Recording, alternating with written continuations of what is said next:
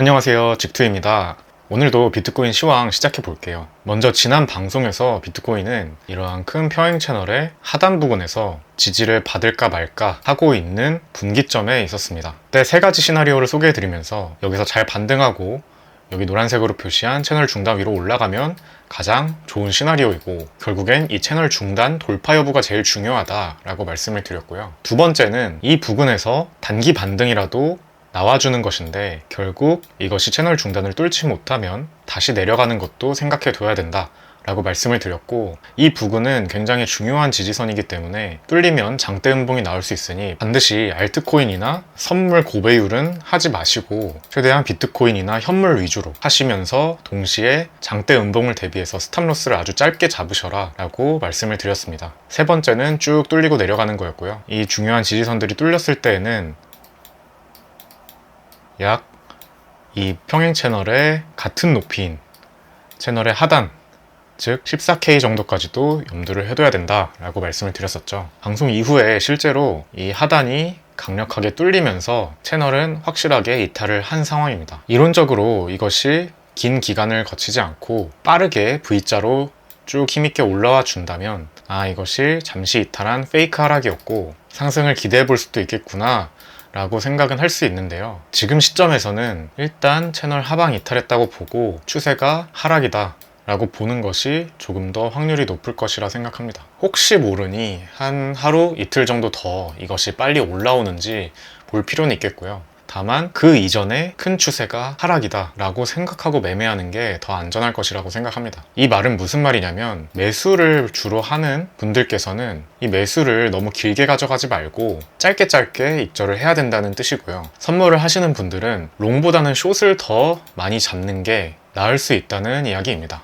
그리고 제가 지금 보라색으로 그려놓은 것처럼 이번 하락으로 인해서 이러한 하락 평행 채널도 그려졌습니다. 결국 이 평행 채널에 따르면 비트코인이 나중에 다시 올라오더라도 이 평행 채널을 뚫어주고 다시 내려와서 리테스트까지 받은 시점이 이 하락 추세를 벗어나는 시점이라는 의미가 될 것입니다. 그래서 지금은 크게 보면 하락 추세다 라는 것을 염두에 두고 매매를 하면 조금 더 안전할 것이라고 생각하고요. 다만 단기적인 움직임은 지금 변동성이 엄청나게 커졌고 그 사이에 기술적 반등이 거의 한 번도 없었죠. 그래서 단기 반등도 충분히 나올 수 있고, 나오는 부근은 아무래도 이 뚫렸던 평행 채널 부근에서 한 번 이미 맞고 내려왔는데 다시 거기까지 오를 수도 있고요. 또는 이 위에 있었던 이러한 지지선까지 올라갔다가 다시 내려올 수도 있습니다. 따라서 저는 지금 굉장히 짧게 매매를 하고 있고요. 비중이 크진 않지만 업비트에 있는 현물 알트코인들은 한 이 부근쯤에서 매수를 했었고 지금 물려있는 상태입니다. 다만 잡 알트코인들이기 때문에 언제든 펌핑이 나올 수 있다고 생각하고, 또 다행히 비중도 적기 때문에 일단은 없는 셈 치고 그냥 놔두려고 하고요. 선물 계좌에 있는 돈들을 통해서 단타로 그 사이에 시드를 더 불려 나가려고 합니다. 앞으로 지금보다 아래 구간에서 반등이 나올 수 있는 포인트는 세 가지 정도가 됩니다. 24에서 22K,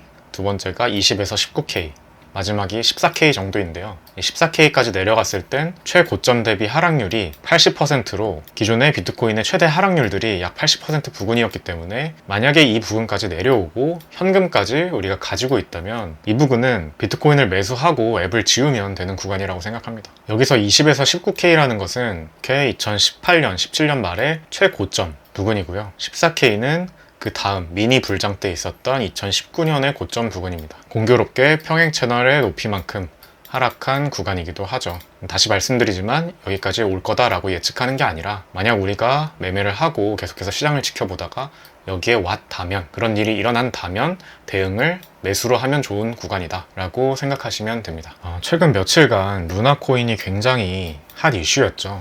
보시는 것처럼 거의 120불까지 올랐었는데 지금은 0.00005불입니다. 참 많은 분들이 물렸고 돈을 많이 잃었다는 얘기가 정말 많이 나와서 저까지 마음이 먹먹하더라고요. 다행히 저는 루나가 없었었는데 그럼에도 굉장히 마음이 좀 답답하고 괜히 우울해지더라고요. 제가 예전에 돈을 잃었던 경험들도 생각이 나고요. 물려서 아마 큰 손실을 입으신 분들도 제 구독자분들 중에도 있으실 텐데 잘 이겨내시길 응원하겠습니다. 그리고 혹시 이 루나에 안 물리셨던 분들도 돈을 잃으신 분들을 놀리거나 조롱하지는 않으셨으면 좋겠어요. 투자라는 것이 항상 우리 돈을 걸고 하는 거기 때문에, 그리고 100%라는 건 없기 때문에 언제나 우리도 손실의 주인공이 될 수 있습니다. 저도 투자를 하면 할수록 느끼는 생각이 오늘도 내가 살아남았구나 라는 생각이거든요. 그만큼 투자는 언제나 손실의 위험성을 안고 있고 까딱 실수하면 손실을 보는 것이기 때문에 손실을 본 사람들도 같이 응원하고 잘 됐으면 좋겠습니다. 이번 루나를 보면서 다시 한번 제 원칙 중에 하나인 리스크를 최소화하자라는 문장이 떠올랐습니다. 사실 루나코인 같은 경우도 계속해서 이 위험성을 지적하는 목소리들이 나왔고요. 논리적으로 계속 파보다 보면 본질적으로 구조적 문제를 안고 있다는 것을 알 수 있었습니다. 제가 오늘은 저희 멤버십 구독자분들께 한 달에 한 번씩 쓰는 주주서한을 가져왔는데요. 이 주주서한은 지금 1년째 해오고 있고 한 달에 한 번씩 월 중순에서 하순경에 리포트 형식으로 제가 작성을 해서 직접 공유를 드리고 있습니다. 지금 보여드리는 이 버전은 4월 버전이고요. 4월 19일에 저희 멤버십 구독자분들께 드렸던 서한입니다. 앞부분은 한 달간의 비트코인 시황 정리, 그리고 다음 한 달에 대한 예상을 다루고 있고요. 뒷부분에는 그때그때 핫한 이슈에 대해서 제가 조금 더 자세히 파헤쳐 보면서 제가 분석한 것들을 특별편으로 공유를 드리고 있습니다. 지난 4월 19일경에는 이미 루나에 대한 이야기가 굉장히 많았어요. 많은 사람들이 루나를 신앙처럼 믿고 계속해서 매수를 하고 있고, 그 전에 괄목할 만한 가격 성장도 보여줬기 때문에 많은 분들이 주목하고 있었고요. 또 이 알고리즘 기반의 스테이블 코인이 주목을 받은 게 처음이었기 때문에 이 미래에 대해서 모든 코인 투자자들이 궁금해 했었죠. 그래서 저도 좀 더 자세히 파헤쳐 보면서 이 미래가 어떻게 될 것 같고, 이 구조는 어떻게 생긴 거고, 지금의 현황은 어떻고, 구조적인 문제가 무엇이라서 조심을 해야 되는지에 대해서 말씀을 드렸었습니다. 여기에 이렇게 테라 블록체인의 구조라고 해서 루나와 테라 USD의 관계에 대해서 설명을 했고, 지금 테라 블록체인이 앵커 프로토콜이라는 디파이 서비스에 굉장히 크게 의존하고 있다. 그리고 문제가 지난해 말부터 수면 위로 떠오르고 있었다 라면서 높은 이자율이 더 이상 지속될 수 없음을 말씀드렸고요. 이러한 구조 속에서 어떤 문제가 발생할 수 있을지에 대해서 이야기하면서 이러한 앵커 프로토콜에서 다수의 이용자들이 한 번에 빠져나가게 될 경우, 그리고 UST의 가치가 1달러 미만인 상황에서 루나 공급량이 늘어나는데 이러한 루나 보유자들이 거래소에서 루나를 대량 매도할 경우 가격 하락의 굴레에 빠지게 된다. UST가 수요 하락이 멈추고 다시 1달러가 될 때까지, 그리고 가격 하락이 언젠가 멈출 수는 있지만 루나 투자자들은 큰 손실을 볼 수 있고 테라 블록체인에 대한 신뢰도도 굉장히 하락할 것이다. 이로 인해서 장기적인 루나 코인의 가격 상승도 제한될 것이다. 이를 해결하기 위해 현재 테라 재단이 하고 있는 일은 루나를 팔고 비트코인과 아발란체를 매수해서 준비금으로